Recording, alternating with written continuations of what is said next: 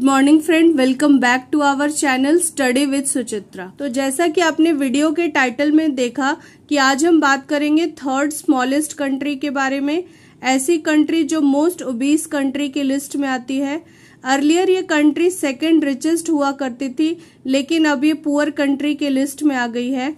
ये कौन सी कंट्री है जो लीस्ट विजिटेड कंट्री है और ऐसी कंट्री जिसकी कोई आर्मी नहीं। तो अगर आपको इसका आंसर पता है तो आप कमेंट सेक्शन में जा करके इसका आंसर लिख सकते हैं। तो अगर हम बात करते हैं top 10 most overweight countries in world, तो सबसे पहले लिस्ट में नाम आता है नाउरू, फिर Palau, Cook Island, Marshall Island, Tuvalu, New Kiribati, Tonga, Samoa और माइक्रोनेशिया।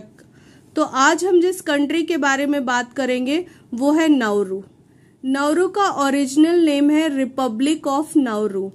फॉर्मर इसे प्लेजेंट आइलैंड कहा जाता था क्योंकि ये बहुत सुंदर आइलैंड था। इसका कैपिटल है यारेन और इसका कॉन्टिनेंट है ओशिनिया। नाउरू का मतलब होता है आई गो टू बीच। अब इसकी नेबरिंग कंट्री की बात कर लें तो वो है Kiribati, Tuvalu, Solomon Island, Papua New Guinea, Marshall Island. चलिए अब इसे मैप में देखते हैं।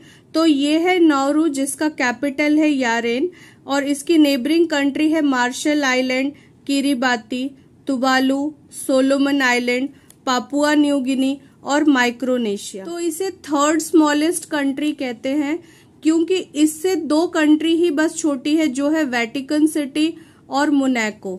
इसका एरिया सिर्फ 21 किलोमीटर स्क्वायर है और पॉपुलेशन भी इसकी सिर्फ 10,800 है। ये एक ओवल शेप्ड आइलैंड है और सिंगल आइलैंड कंट्री है जो कि सराउंडेड है पैसिफिक ओशियन से। ये कंट्री इक्वेटर के काफी क्लोज है, इसीलिए यहाँ पे ट्रॉपिकल क्लाइमेट रहता है और मैंने वही लिखा है कि ये सिंगल आइलैंड कंट्री है। आइए अब जानते हैं कि ये सेकेंड रिचेस्ट कंट्री के बाद से एक पुअर कंट्री की लिस्ट में कैसे आ गया।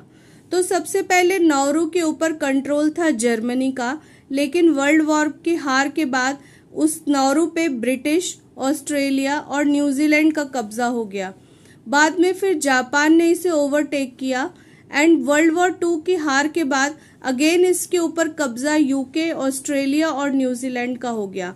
हालांकि ऑस्ट्रेलिया ने उसे बाद में आइडिया दिया था कि आप ऑस्ट्रेलियन सिटीजनशिप ले लो, लेकिन यहाँ के लोकल पीपल ने इसे मना कर दिया और वो चाहते थे कि अपनी वो आइडेंटिटी बना के रखें। तो इस तरीके से टेक्निकली इनको इंडिपेंडेंस मिला 1968 में। तो 1968 की आज़ादी के बाद नाउरू जो है काफ़ी डेवलप्ड हुआ और बाय जीडीपी अगर उसे देखा जाए तो वो सेकेंड रिचेस्ट कंट्री हो गया इन वर्ल्ड। उसके आगे सिर्फ सऊदी अरब था। आइए अब जानते हैं कि नाउरू एक रिचेस्ट कंट्री कैसे बन गया। तो ब्रिटिशर जब यहाँ पे थे तो उन्होंने खोजा कि नाउरू के अंदर बहुत बड़ा रिजर्व है फॉस्फेट का और ये फॉस्फेट यूज किया जाता है फर्टिलाइजर के लिए। और उसके बाद उन्होंने उसकी माइनिंग स्टार्ट कर दी और वहां से निकाल के उसे ऑस्ट्रेलिया और न्यूजीलैंड और दूसरी कंट्री में भेजने लगे। क्योंकि ये फॉस्फेट एक फर्टिलाइजर की तरह यूज होता था तो उनकी तो काफी इकोनॉमी सुधर गई, लेकिन इसके बदले में नाउरू को थोड़ा ही मनी मिलता था, बट उसके बावजूद भी वो सेकेंड रिचेस्ट कंट्री बन गए थे। बाद में ऑस्ट्रेलिया ने भी कंपनी बना करके और नाउरू के अंदर फॉस्फेट की विग्रस माइनिंग स्टार्ट कर दी और साथ ही यूके भी कर रहा था। और जब इन्हें इंडिपेंडेंस भी मिली तब नाउरू गवर्नमेंट भी सेम प्रोसेस फॉलो करने लग गए और उन्होंने भी बहुत ही विग्रस यानी बहुत ज्यादा ही माइनिंग कर डाली। कुछ समय तो ये बहुत ही प्रॉफिटेबल बिजनेस था। जब 1970 से 80 के बीच में तो नाउरू बहुत ही डेवलप्ड कंट्री हो गया था बाय जीडीपी, लेकिन इसका कॉन्सिक्वेंस बहुत ही ज्यादा वर्स था। एक्सट्रीम माइनिंग की वजह से पूरा जो आइलैंड का लैंड मास था वो एक नॉन फर्टाइल लैंड बन गया और 1990s आते आते पूरी इकोनॉमी इनकी क्रैश डाउन हो गई क्योंकि धीरे धीरे अब फॉस्फेट की मात्रा भी कम होने लगी थी। 2010 तक तो फॉस्फेट कम्प्लीटली एग्जॉस्टेड हो गया था इनके लैंड से और 90% लैंड ऐसा रह गया जो एग्रीकल्चर के काम अब नहीं आ सकता। इस तरीके से वो अब पुअर कंट्री हो गए। क्योंकि उनके पास अब कुछ भी माइनिंग के लिए बचा नहीं। कोई एग्रीकल्चर के लिए जमीन नहीं बचा। इवन पानी भी उनका इतना कंटेमिनेट हो गया, हेवी मेटल एक कैडमियम होता है कि जिसकी वजह से पानी भी इन्हें खरीद के पीना पड़ा। चलिए नौरू के मैप से समझते हैं कि आखिर में ये रिच से पुअर कैसे बन गए। तो ये एक ओवल शेप्ड आइलैंड जैसा बात किया मैंने कि ये नौरू का है, ये उसका रनवे है। और नौरू का ये जो पर्पल वाला एरिया मैंने दिखाया है, यहाँ पे बहुत ज्यादा फॉस्फेट की माइनिंग की इन्होंने, इतनी माइनिंग की कि बहुत बड़े बड़े गड्ढे हो गए, तो एग्रीकल्चर के लिए कोई जगह नहीं बचा इनके पास। अब ये जो ग्रीन पोर्शन मैंने बनाया है पूरे आइलैंड के कोस्टल पार्ट में, सिर्फ ये वही एरिया है जहां पे थोड़ा बहुत कोकोनट उगता है और पूरी पॉपुलेशन भी इसी रोड के किनारे में ही रहती है। आप देख रहे होंगे कि ये रेड रेड मैंने डिटेंशन सेंटर लिखा हुआ है। डिटेंशन सेंटर बेसिकली ऑस्ट्रेलिया ने बनाया था।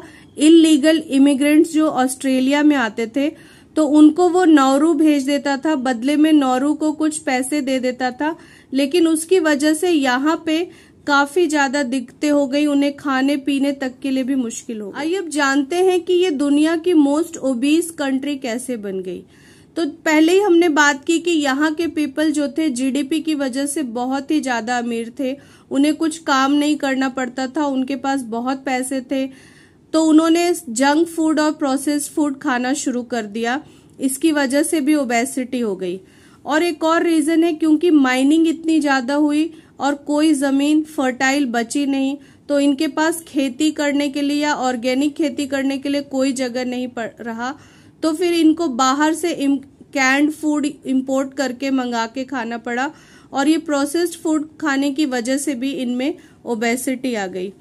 ऑल्दो नौरू जो है सराउंडेड है पूरी तरफ से पैसिफिक ओशियन से, तो वहां पे काफी अच्छी मरीन लाइफ हो सकती थी, इन्हें खाने के लिए फिश भी मिल सकता था, लेकिन इतना ज्यादा कंटेमिनेशन हुआ कि मरीन लाइफ पूरी डिस्ट्रॉय हो गई और इस तरीके से ये एक लॉस था कंट्री के। आइए बात करते हैं कि नौरू के पास कोई आर्मी क्यों नहीं है। तो नौरू के पास कोई भी आर्म्ड फोर्स नहीं है, लेकिन थोड़े बहुत पुलिस फोर्स है वहां पे। पर इनका एग्रीमेंट हुआ है ऑस्ट्रेलिया से, क्योंकि डिफेंस के लिए ऑस्ट्रेलिया इनकी मदद करेगा। हम बात करते हैं नौरू के फ्लैग के बारे में। तो नौरू के फ्लैग के ऊपर 3 कलर हैं, navy blue, white and yellow colour. ये जो नेवी ब्लू है ये रिप्रेजेंट करता है ओशियन को, यानी पैसिफिक ओशियन को। एक येलो स्ट्रेट लाइन मिडिल में बनी हुई है, ये इंडिकेट करता है कि ये इक्वेटर के काफी पास है। सन रिप्रेजेंट करता है फॉस्फेट का, जो उनका मेजर नेचुरल रिसोर्स है। तो आई होप आज का वीडियो आपके लिए काफी इंफॉर्मेटिव रहा होगा। तो मिलते हैं नेक्स्ट इंटरेस्टिंग वीडियो में, तब तक के लिए थैंक्स फॉर वॉचिंग।